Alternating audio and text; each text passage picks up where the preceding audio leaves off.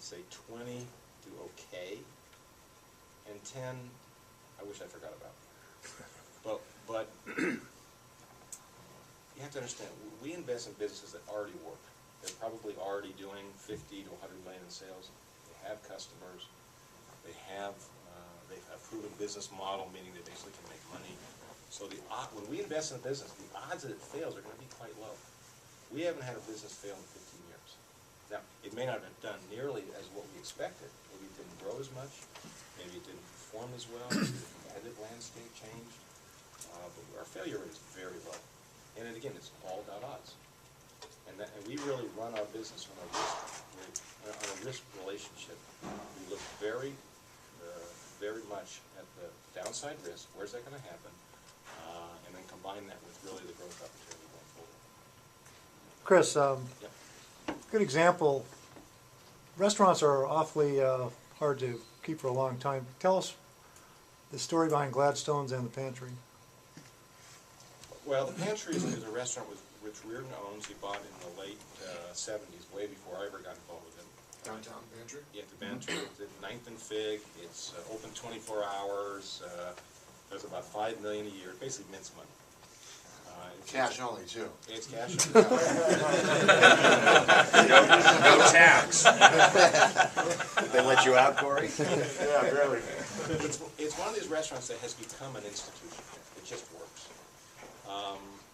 Gladstone's is a restaurant company that approached us in about 1983, and I had zero interest in it because it was an iconic restaurant, one location.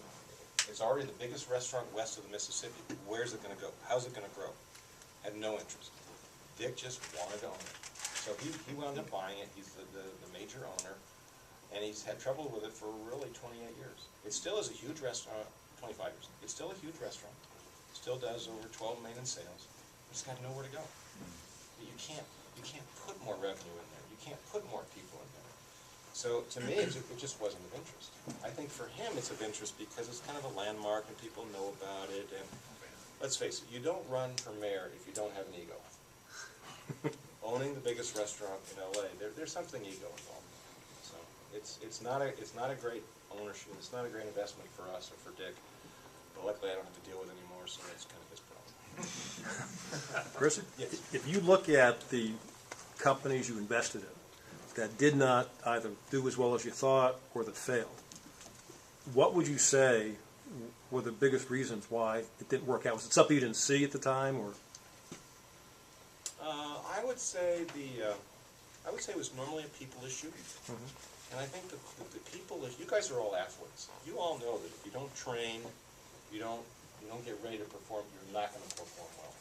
I think in most cases, the individuals who ran these businesses, they didn't plan well enough. They didn't forecast well enough. They didn't anticipate issues. So I think it was the work that they should have done before they actually went to the field or the pool or wherever you guys competed. I would say it was really planning, thinking ahead, really looking forward as to where they're going, what is the roadmap they need to have to go forward. And I think it was a lack of that that caused them to fail. And what's your view? I'm sorry. And what's your view on where the economy's headed now and how that's going to impact what you and others in the business do? Good question. I think we have a very bifurcated economy. There are parts of the economy that are on fire. You guys don't see it. They don't talk about it in the press. As I mentioned, we own about 15 businesses. Of the 15 we own, 10 last year grew over 30%. Wow. 2 were flat, and 3 were down about 30%. So we basically own 10 businesses in one of the worst economies since the 1930s, happen to grow 30%, or plus even in some cases. So I think it just depends on what segment of the economy you're in. The housing area, for example, as you all know, is absolutely flat. There's no need to build any more houses. There's too many houses that are distressed. And unfortunately in California, our economy is so related to housing. Not only on the building side, but everything that supports housing.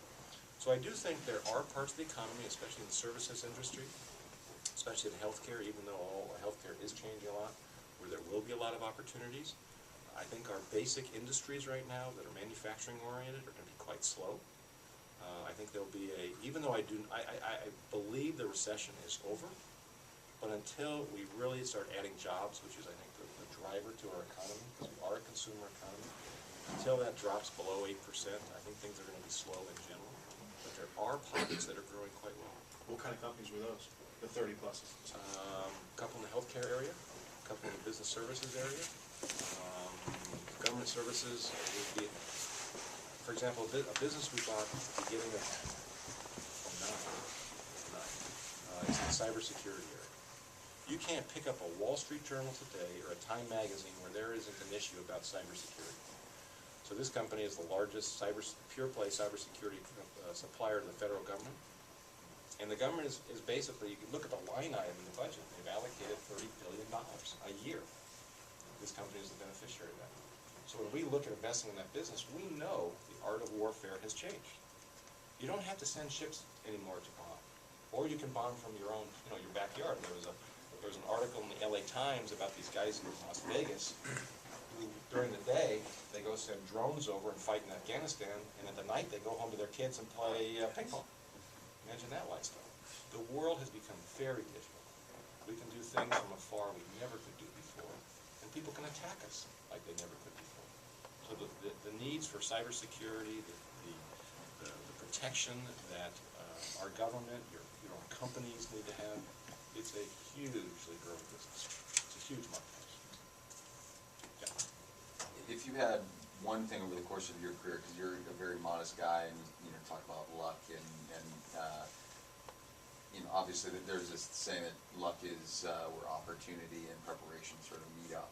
Right? But if there's one thing over the course of your career that could have a do-over, what would it be? What's that one thing that you look back and say, man, I wish I could do that over again? Tough question. Frankie and I played this tournament last week. Business career. No, I think, actually, on a personal side, there is one thing that I did make a huge mistake. And Frankie was actually wrong when he said I played in Wimbledon. I was fortunate to play in every other major. And in Wimbledon, when I was first year out of college, the second year out of college, I was in the tournament both times. And I decided not to play. The third year was when my father got sick and I decided to retire. I was going to retire after Wimbledon, but because he got sick, I never played. So Wimbledon is the only major I never played. So that to me I hate watching it because I wish I had played it. I played the French, I played the Australian, I played the U.S. several times.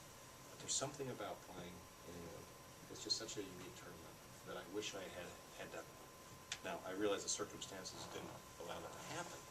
So I do think I made a mistake those first 2 years when I could have played.